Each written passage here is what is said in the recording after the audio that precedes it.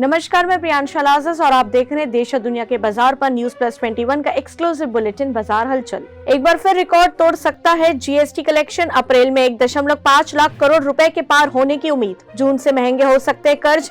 Nomura ने दिया अनुमान, आरबीआई बढ़ाएगा प्रमुख दरें। 2 दिन की गिरावट के बाद आज बाजार में तेजी। निफ्टी बढ़त के साथ 17,200 के पार हुआ बंद। अक्षय तृतीया से पहले डिजिटल कंपनी क्रेडिट बी ने शुरू की नई सर्विस।